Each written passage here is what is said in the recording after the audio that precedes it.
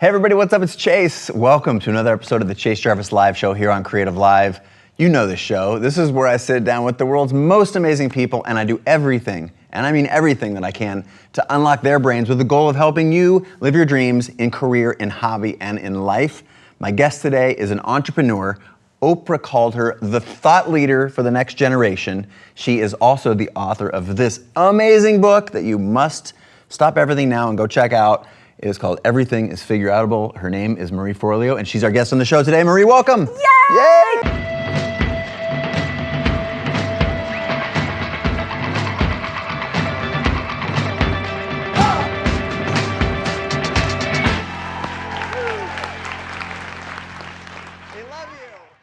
You know, this is my first time in Seattle.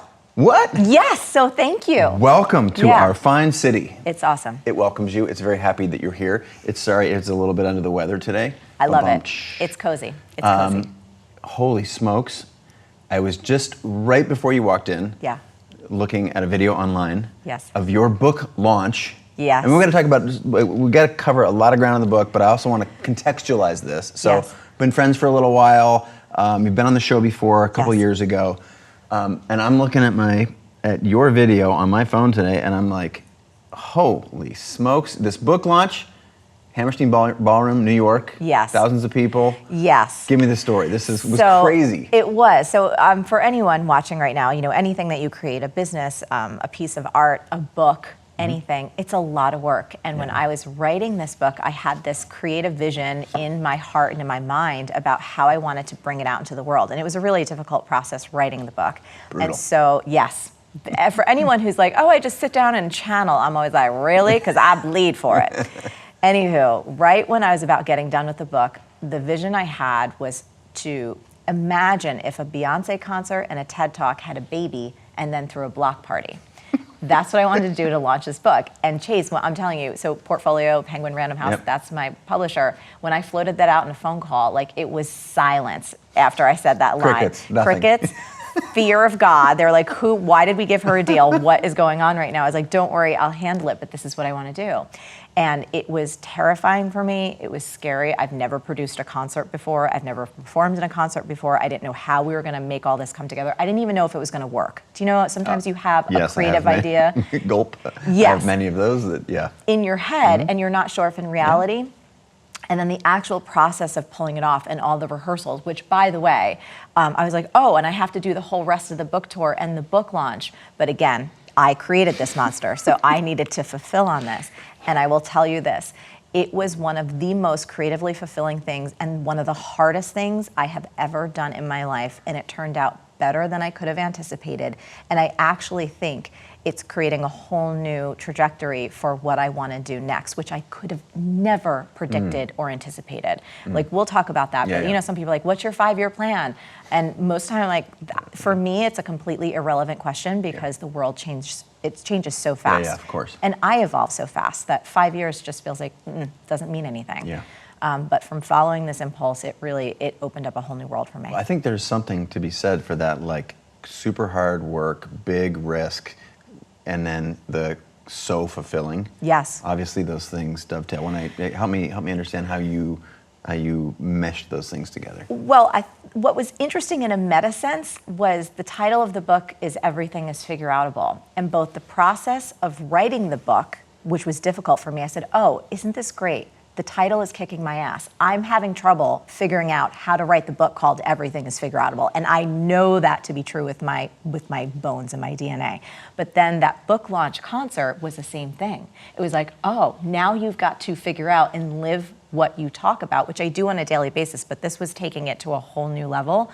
And it was awesome because it gave me so much insight and such a deeper level of compassion for all of my readers, because I'm going through the same thing that we're all going through, just on our own journeys. We're all in this together. That's one of the things that I feel like as more and more people understand and identify their creativity, it really does start to put us in the same boat where I think it creates increased empathy, increased human connection, where when we're doing the things that we're supposed to be doing in life, because sometimes those things, let's just say most of those times, those things aren't easy and they're not always fun. The joy and the process overall, you wouldn't trade it for anything. Right. But when you do something that's hard, and where you put yourself out there, you've sort of connected with this vulnerability that we all have inside of us and we've been reluctant to share. That's like this alchemy for when the best stuff happens. Completely. And I think that's the whole root of Everything is Figureoutable. That's the whole idea of the book, that each of us have so much innate wisdom that we're never taught how to access. Yeah. And one of the reasons I do the work that I do is because when I started discovering the world of personal development and business development, I'm like, why was I not taught this in school? Yeah. Why didn't we learn this as children? And then, as a young adult, I was like, this is the best stuff on earth. And I wanted to just shout about it from the rooftops. And so in the book, I just talk through, hey, I don't pretend to have all the answers. No one in life does. But my belief is the Figureoutable philosophy and everything, the concepts and the tools that we share, it can help people find or create their own answers. And that's a really exciting prospect to me. There's two reasons really why I wrote this book. I was struggling to write it in a restaurant in New York City, and a friend of mine named Toby, he's the CEO of Shopify, I ran into him. Oh, I love Toby. Isn't he amazing? Yeah, Toby's amazing. Toby, Harley, love those guys. Yes. Yeah, amazing. So he's like, Marie, what are you doing? Your business is going great. This is a big project. You don't need to do this. Why are you writing this book? And I said, Toby, here's the honest truth. If I were to get hit by a bus tomorrow, this is the one idea that I would want to leave behind. That, if, again, bus came, boop, Marie's flattened, I would be off to my next cosmic adventure. Like, all right, great, I did it, whee! Like, I gave you my best stuff.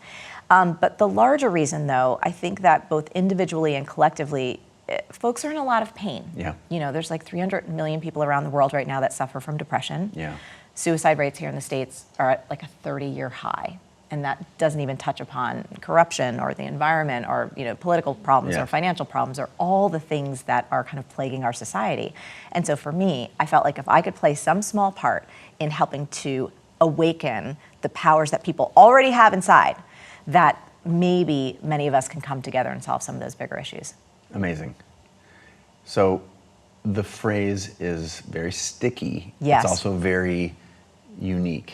Yes. So I know because I've read the book where it came from, but please share. I think it's a beautiful, beautiful story. It also tips the hat to your past and your family. So give us a little bit of context. Yeah. So people always ask, where did this little phrase come from? And I got to go back to Jersey, where I'm from, and talk about my mama. So she's such an amazing and interesting character. She's still alive. She grew up in the projects of Newark, New Jersey, the daughter of two alcoholic parents. So she learned by necessity how to stretch a dollar bill around the block like 5 times. And she made herself a promise that when she was old enough, she would find a way to a better life. And one of my fondest memories as a kid was sitting at our kitchen table in New Jersey, reading the Sunday paper, and her and I cutting out coupons because she loved to teach me all the ways that we could save money. And she also loved to turn me on to the fact that brands would send you free stuff if you saved up your proofs of purchase. So you could get like utensils or a recipe book or something like that.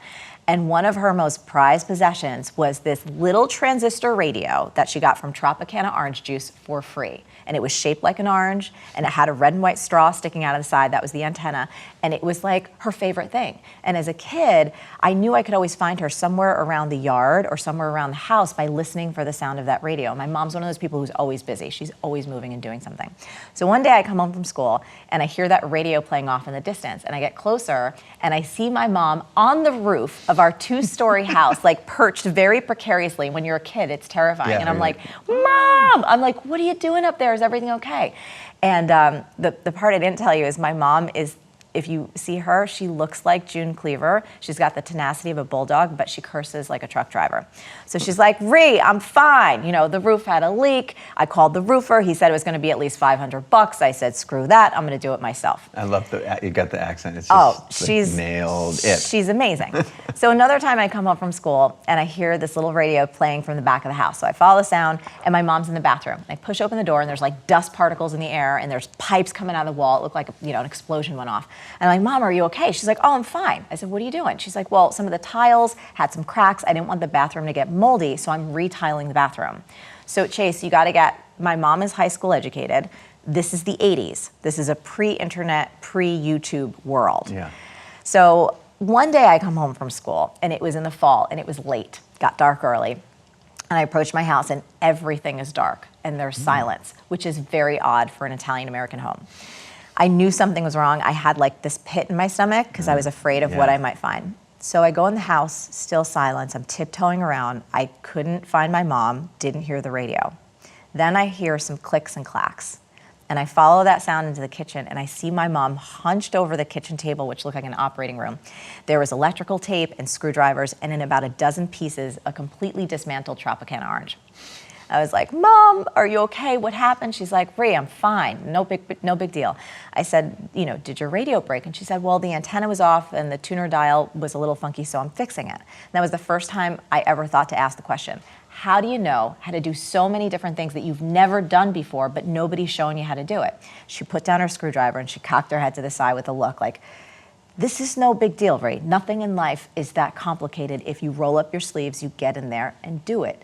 Everything is figureoutable. And Chase, I was like, everything is figureoutable. Like those words just washed over me.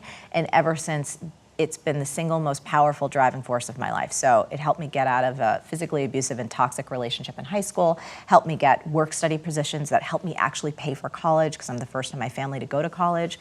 It helped me get every job from being on the floor of the New York Stock Exchange, publishing at Condé Nast, selling glow sticks in nightclubs, bartending and waiting tables. Like I've done so many different things as I know that you have. Yeah, crazy. And starting the business at 23 when I had no clue. I was totally insecure. I had no idea how to do anything that I can do now. And that was 20 years ago. So I am convinced that this phrase can help people do the tiny things from like fixing a leaky faucet or a flat tire to the hugest things in life, including navigating tough stuff like breaking through an addiction, finding your way through grief, anything that you can really imagine it can help you with.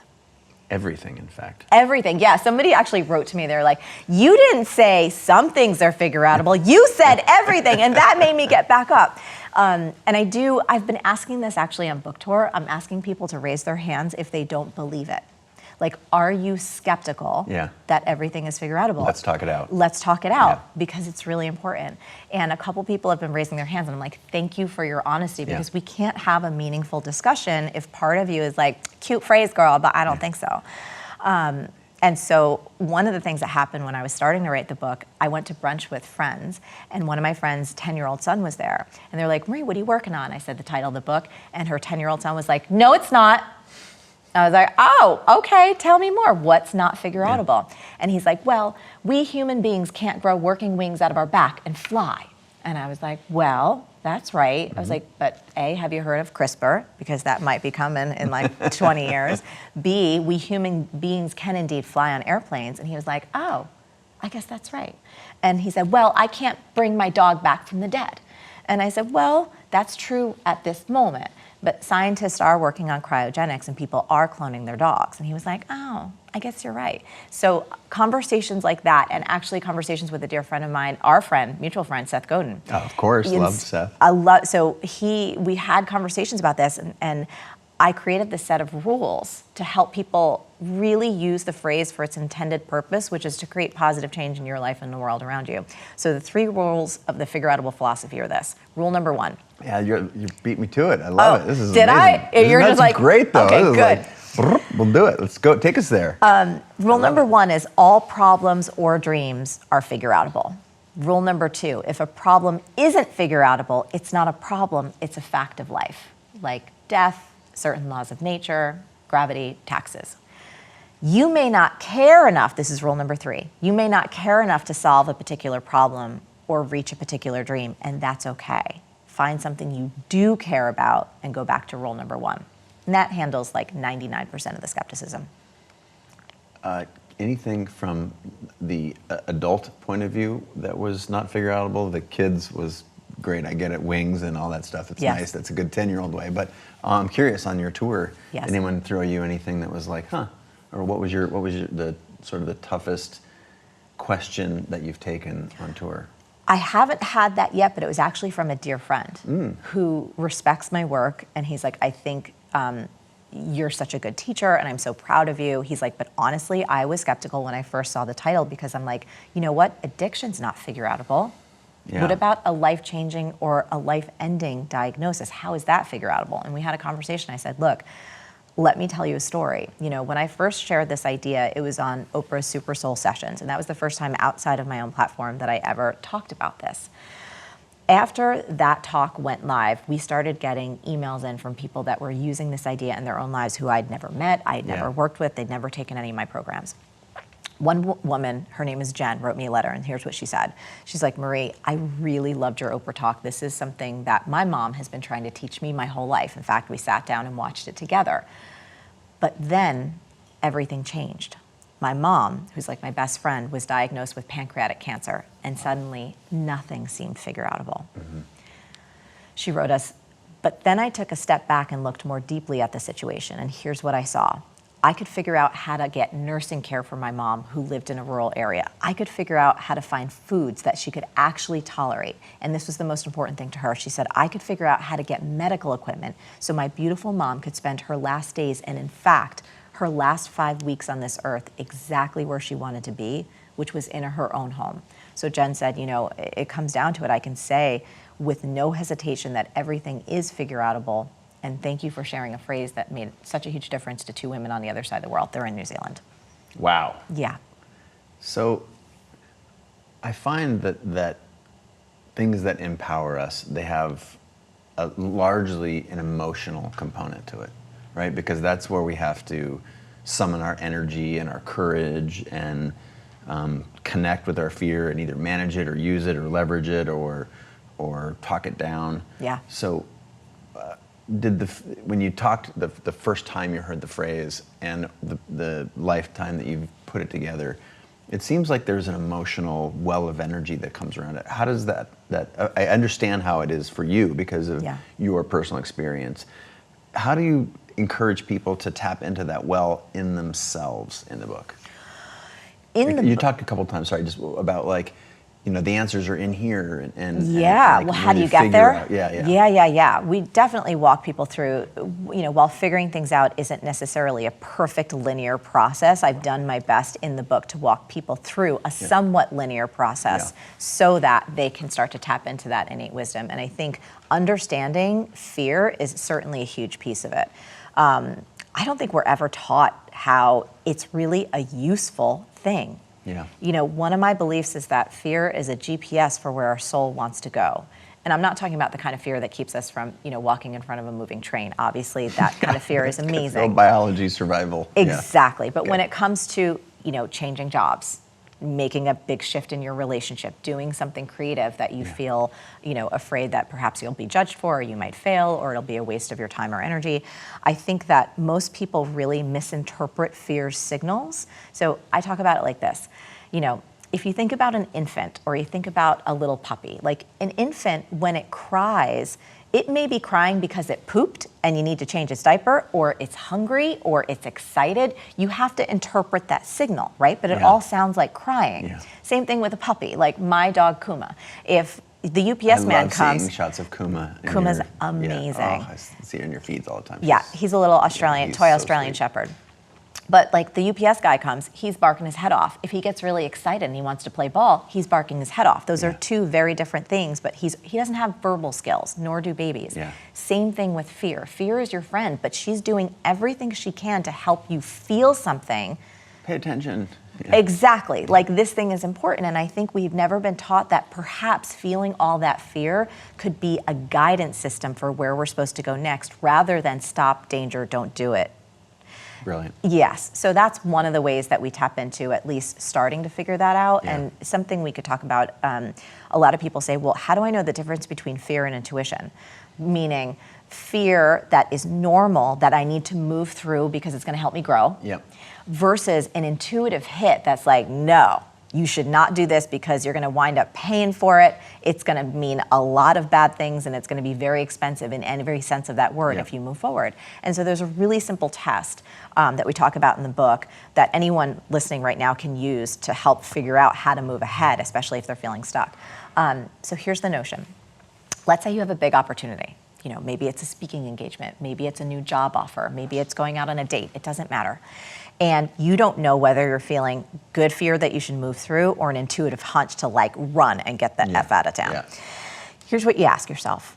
Does the idea of saying yes to this opportunity make me feel expansive or contracted? Now, I would invite people when they ask that question to like tap in, close their eyes, body scan, and each one of us will have a visceral, subtle, physical response. I'm not talking about thoughts, I'm talking about the feeling inside of your body. And so expansive, in terms of like a reaction to that question, might feel like an opening in your chest, or like the slightest spark of joy or excitement or enthusiasm. Even if it feels scary, there's something that almost deeper in there, pulls you forward, right? And where a contracted feeling, it's like a pit in your stomach or a sense of dread, or even your head subtly shaking no, and you didn't even realize you were doing that. And this is where it becomes really important, Chase, is if the opportunity looks good on paper, if it looks good to your ego, if there's a big price tag, if it's around other people that you feel that you should be interacting with, or this would be a big leap forward in your career and you should say yes because everyone else would. But something inside is like, don't do it, don't do it. So that's another tool that we talk about in the book that I think is really practical and that helps keep people in their own flow. Yeah. So two things about the book that struck me. One is to contrast how I feel about your book, I am frustrated by books that lay everything out as like, cool, you're born, you have this perfect thing, and then you do this perfect thing, and this perfect thing, and this perfect thing, and then you get this amazing result. Yeah. Most books that are sort of businessy or self-helpy or whatever, I think they come at it from that lens, and I'm just like, I'm struggling to relate to this because my stuff does not line up like this. And so, kudos for writing a book that doesn't do that, that comes at it from a very real and pragmatic approach. But there's big enough ideas in this book that's why I went and mentioned everything. That's a big idea. It's a big claim. But you did a masterful job of making it tactical and actionable. One thing that I thought was a great takeaway is there is a 42% chance to increase, you have a 42% opportunity to increase your chances of being successful at something. Yes. If you do one particular thing. And I loved the number, and I loved how detailed you got. So share with us about that. Yes, so there's some great research that was done by Dr. Gail Matthews, who's a professor of psychology at the Dominican University in California, who studied folks from all walks of life, all different ages, from late teens all the way through 70s, and found this simple fact. If we simply write down our goals, we are 42% more likely to reach them. And it's not like 2%. It's not like 2%. No, it's 42. 42%. Yeah. 42 people. I make the argument in the book. It's just like, if anyone were to tell me, hey, whatever you're up to, we're going to increase your chances of success by 42%, I'm in for that all day long. Of course. But who's not? But you would be surprised. Yes, it's such a simple thing. Or people like write down a goal, they'll do it in a digital doc, which there's lots of studies out that show writing by hand, if it's possible for you, is gonna, I think it gets you to a deeper truth. I think that it slows your brain down enough so that you can connect emotionally with what's really important. And I think there's something mystical, magical, and awesome about being in an analog world, especially when we're surrounded by so much technology. So writing down your dreams, and then not writing them down and putting them in a drawer where you don't look, even though that can work, and I've had that work at times, I think focus in the modern day is so important. So having it front and center so you can see it, whether it's in the notebook. Like I use simple, college ruled notebooks. That's how I get everything done. There's no fancy organizational system, but it's a simple tool that can make a profound difference. Let's step away from specifically everything is figureoutable for a second and go a little bit to Marie the human. So when you talked about using college ruled notebook paper to get everything done, what are some other things that you feel like, and I'm not just looking for productivity here, I think productivity is sort of a shorthand for give me a tip or a hack, and it's a nice way to connect, but I'm thinking I want a little bit more like, what are some pillars in your life that you operate around to find success, and not just success, find fulfillment? Like, talk to me a little bit about like Marie's operating system. Is purely rooted in fun.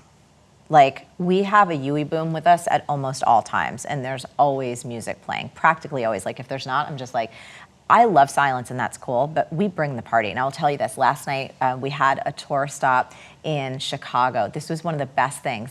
Even though this isn't my practice, this is like the root of my life and how things get done. So we called an Uber to bring us home. And this minivan pulls up because we got a crew, right? Minivan pulls up, we get in, I'm like kind of tired, and we notice the Uber driver has a full DJ deck on the front of his car. We're like, what is that? That is kind of amazing, like a whole sound deck. Okay. Then all of a sudden there's a screen that appears. Then all of a sudden a light turns on and it is the whole minivan turned into a party bus. Amazing. A karaoke machine appeared. He had a mic, and literally the 15 minutes from the venue to the hotel was one of the best times we've ever had, and it was completely unexpected. Yeah. And for me, the fun factor, like bringing the party wherever you go and being the source of that joy for other people. Yeah. Like Haley on my team here, we were like walking through the airport at 4 a.m. this morning, and we were just doing this prance. It was not planned. It was just something. And then we walked into the bookstore to actually see the books. I was like, you're so fun. Is that, like, it was this whole thing. So to answer your question, I think for me personally, joy, fun, silliness, play, it's like we're going to be dead in less than 100 years. We're all going to be powder. Even if there's major medical breakthroughs, like some things, do you know what I mean? It's likely we're not going to be around. And I never want to come to the end of my life and think like that I wasted it and that I wasted an opportunity for connection or laughter or joy or fun. And I think it's hugely underrated in our society. Pillar number one, but let's talk about pillar number two, because things get hard. Yeah. And I know they're figureoutable. But things get hard, and it's very easy for us as humans.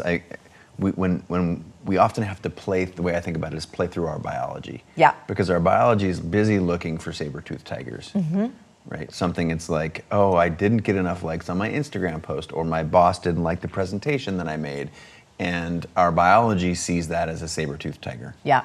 So if I know you have other pillars, I want to know another pillar or two. Or in less pillory talk, how do you manage those moments? Oh man! Because I want to see both sides of the coin. 100%. Like when I'm stressed, I tell people about it. Yeah. Like when I'm not feeling good, it depends on what domain it exists in. Like if there's a problem in my relationship, Josh and I talk it out. And I will tell everyone this, if you're in a committed relationship that you actually want to last, I cannot recommend the work of Harville Hendricks and Helen LaKelly Hunt for Getting the Love You Want. Well, that is a tongue twister.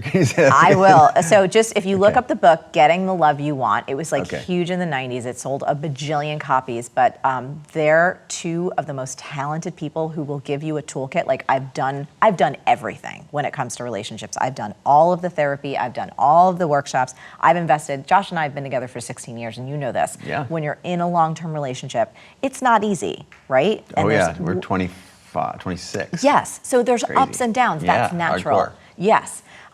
So for instance, in that domain, if things get hard, not only do I bring them right to Josh, but we use the tools that actually work. So if something is tough for me personally, meaning I'm having a lot of self-doubt, I'm not feeling good about myself, I have friends and even my team. Like I don't consider myself the kind of CEO who's just going to be like, keeping on a strong face and then I'm crumbling inside. Like my team is like my family. So if I'm not feeling good, I let them know what's happening and why so that they can support me out of it. Yeah. So.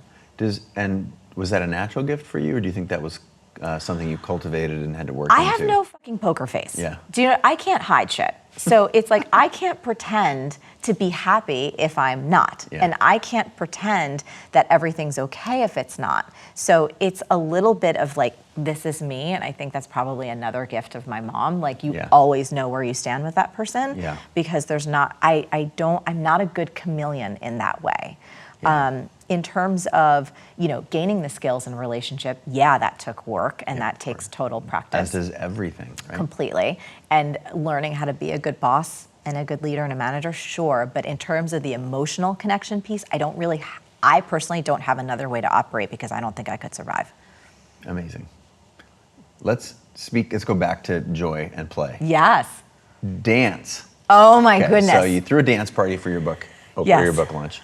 And I know from various sources that you were a Nike dancer. Yeah, I was one of the world's first Nike elite dance athletes.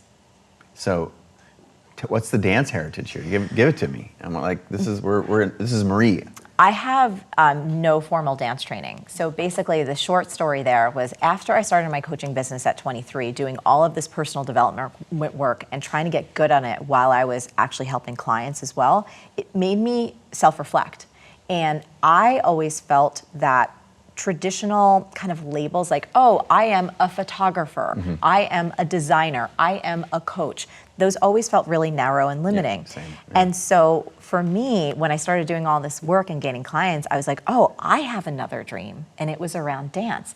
But this was when I was about 25. And in the dance world, you are practically over the hill in terms of being a professional dancer, especially if you've never had any training. And the only training I had was doing like moonwalks across my mom's linoleum floor in my white socks, right? I remember those. Yes, you remember those days. I do. So I started taking hip hop classes at my local gym, got really into them. My teachers were like, you're really good, you should teach. And I was like, wait, what? I don't even know what the hell I'm doing. It was just all passion. So I auditioned to start teaching. I started teaching. Is this like teaching at the local gym? This is teaching at a local gym. And then I started going, do you want to hear a really good failure story? Yes, bring it.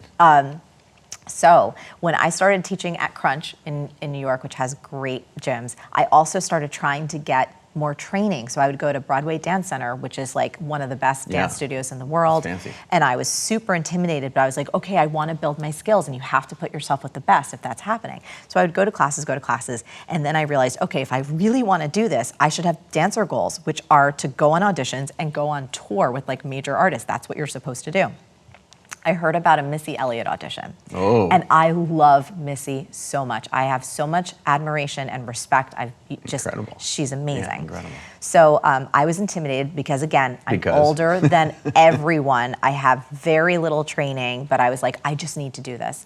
So I show up at the audition. There's like a line of super professional, like the coolest dancers you could ever imagine, snaked around the corner in Hell's Kitchen. Everybody's freestyling on the sidewalk, and I just want to throw up, right? I just have knots in my stomach. I'm like the biggest nerd. I finally make it up into the room. There's like 8 dancers. The choreographer starts teaching like a couple of 8 counts. And Chase, one of my recurring like limited thoughts is that I don't pick up choreography fast. Like it's not a skill that I have honed very well. So I'm in this room. All the other dancers pretty much have a photographic memory and like picked up this really intricate stuff fast. And before I knew it, they were auditioning and I couldn't even get the first 8 count. And in the middle of the audition, I ran out of the room crying. Wow. Like just feeling like the biggest loser, and all the voices in your head, you know, the ones that tell you that you're not good enough, you're probably too old, you're never going to make it. I know those ones. Right? Yeah. All of us do. All of those voices came roaring to the forefront as I was like just, like my eyes were bloodshot. I was just so humiliated, and I felt like, what am I doing? Like I have just, everything is wrong. Cut to a couple days later, and I said, let me tap back into what I know to be true. I have so much fun in those gym classes.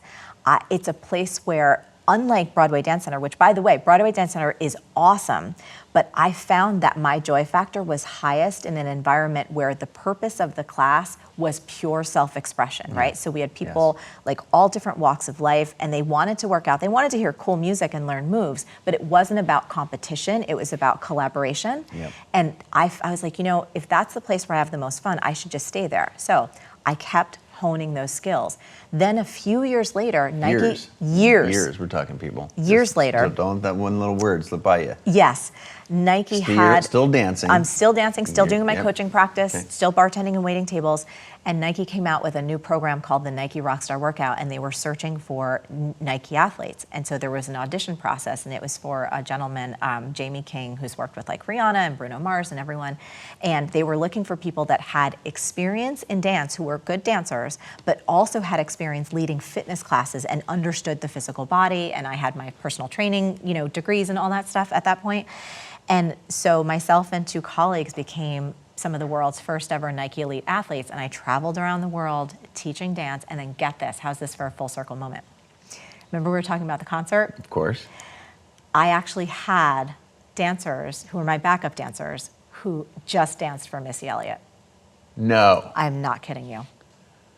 it was the most. And it could have been any star, but it was, of course, Missy Elliott. Yeah, I mean, we had dancers from like J-Lo and Beyonce, like the most talented. Like our crew was amazing. Our crew was, they are the most incredible human beings, and I can't wait to work with them again. But it was so wild, and that's like 20 years ago. Wow. Yeah. Life happens for us, not to us. Completely. One of my favorite phrases, I refer to it often. I credit you every time I can until someone starts talking before I can, and then I calculate in my brain, is it awkward now to go back and make sure that everybody knows this is Marie's idea? That in the morning, there's a habit that so many people who are listening or watching right now have, and it's cool. I'm not throwing anybody under the bus. We're all guilty of it, and that is, it looks something like this. Yes. You wake up in the morning, the first thing you do is you reach for your phone and you start just consuming content. Yes. You first of all, you turn off your alarm, or there's an innocent opening. Yes. And then you step into something that's not quite so innocent, and that we have to start owning, which is we're just scrolling and consuming content. Often content from people who we respect and appreciate and admire or are inspired by. And then how does it make us feel? It makes us feel less than, limited, closed, and sometimes sad. Yep. And Facebook is not Facebook, and Instagram is not Instagram out there just to make you feel good. They're businesses, and they are capturing our attention, and whether for good or evil or not, there's a certain set of feelings when we're consuming content, versus the way I think of us is creating machines. That's what differentiates us from all the other species on the planet. So your phrase is create before you consume. Yes.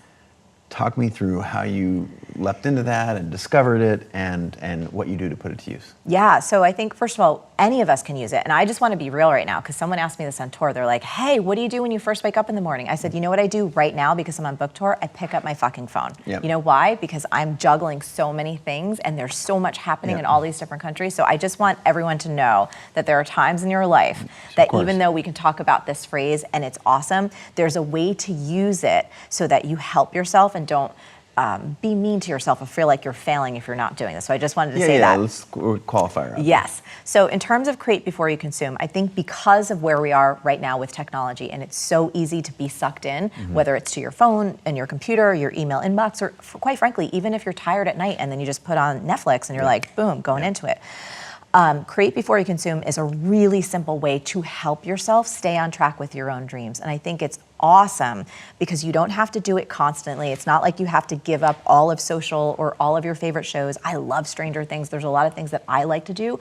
But if you just give yourself this habit of creating before you consume, you can do it without guilt. Yeah. And you can feel like you're on your path doing important work. Like if I didn't practice create before I consume, this book would have never gotten done. Yeah. It was really hard. What that looked like for me practically was actually waking up usually around 5 a.m. so that I could get even like an hour of writing in, or sometimes 90 minutes if I was lucky, before the rest of the stuff with the business had to come. And I failed. The first few months that I was trying to write this, oh my goodness, I made so many mistakes. I was trying to write the introduction before I wrote the rest of the book, which now I'm looking back like, what a rookie mistake. Yeah. How could you do that? But create before you consume is just a great habit. Like even if you've worked for someone else all day, when you get home, can you create your next big project or the thing that you want to figure out before you consume the nightly news, right? Or before you consume the email inbox, or even before you consume the ideas or the agendas or the opinions of others, like your family or your friends. So it's very versatile in the way that you can use it. And for me, it's just a great way to check myself before I wreck myself so that I stay in that creative zone. And that's part of the reason why the concert was so fulfilling. I went weeks without like really paying attention to any media because there was no space for it. And I was so on fire because that creative channel was flowing out. It's so useful and practical, and I think it's the equivalent, it's sort of the creating equivalent of put your own oxygen mask on before assisting other people. Love if it. You've flown on an airplane, you know that phrase. And you know, the idea is there is if you're not around and available and sturdy, you struggle to be there for other people. Correct. So let's, I think you also have done a nice job in this talk and in the book about sort of the yin and the yang, the zig and the zag, the, hey, even just that last point that you made about I'm on book tour, so the first thing I do is I pick up my phone. My phone, yes. What's another thing in your life where you feel like you're putting it out there and struggling with it yourself? Because so many of my friends and I find myself in this position all the time that it's like, wow, if I just took my own advice, how would I would be able to fill in the blank. So is there anything in your world where you're working on that right now? Well, I feel like I'm constantly doing that dance. Yeah. But now that I'm in this mode right now, I feel like I have great perspective on just the past few years. And what I can see so clearly for me, and I think this is so relevant for, it's a good reminder, like I've written this down for myself, any time that I have gone into a space of feeling any sort of like envy or jealousy or feeling like I might be falling behind, right now I have the perspective to see I was not creating enough. And there was something in me that was holding back. There was something in me that was wanting either to play it safe or to be liked or to not take a risk. And I think because I'm so close into all this stuff that just happened where I'm like, dude, this is all in me. Like, you're going to take it or leave it. Like, I'm twerking on that stage. I'm talking about this. Do you know what I mean? Some of y'all might not like it, and it's fine. This is me. Now I can see very, very clearly how over the past 3 to 5 years, any time that I've taken my foot off of my own creative gas, that's when I get miserable. That's when I compare. That's when I feel shitty. That's when I just am not my happiest self. And so this is a lesson that I'm regrounding in myself right now. So I don't know if that's kind of what it was. No, it's perfect. Yes. It's perfect. And I think like just identifying, connecting with you around those things where like it ultimately boils down, and I've asked that question a lot, to this self-awareness. And you said it like 5 times. Like, I check in and I realize that if I'm feeling bing, bing, bing, bing, that means this. And that's what I'm encouraging people who are listening or watching to figure out, like, you have those things. And, you know, whatever word you use, trigger or awareness or body scan or whatever, there is some way that you can develop a mechanism for keeping in touch with yourself. This book is absolutely fantastic for that. It's like a roadmap for self-awareness and fulfilling your dreams. You've done a masterful, masterful job. Thank you. Before we sign out, I want to know, you've got a couple, because we're going to try and turn this pretty quick. So you got some more tour dates. And just give us some coordinates where we can, like, because I know you do so much stuff with the B School and all the other things you got going. So locate us around your universe. Yes, for right now, for sure. Well, I'm very proud. Apple named us one of their top books of September and one of their most recommended audio downloads. So that was huge for me because I love them as a company. We've got more tour dates here in the US. If you go to everythingisfigureoutable.com/tour, I'm also going to the UK, and then I'll be going to Australia. So that's what's coming up immediately. So fun. And then right after I get back from tour, then we get ready for B School Land, which is our online business school to help anyone who wants to start or grow a meaningful business that actually both makes money and makes an impact. But that comes up in 2020. 2020. Yeah. Amazing. Yeah. Y'all, you have to check it out. Ta-da! Everything is Figureoutable. Such a powerful concept. So well written. So clear. And there's nothing better than what it feels like you're connecting to an old friend, and yet it gives you new energy and vitality and the inspiration to go tackle your biggest dreams. Thanks, Chase. I adore you. Thanks for having me on. So happy to have you on the show. Check it out, everybody. And thank you. You can see all my dog ears in there. These are all things I'm working on. If you want to know, I'll show you after the show. Thanks very much. Thank you. Appreciate you having me on the show. Thank you so much. Okay, bye, everybody. We'll see you again, probably, hopefully, maybe tomorrow.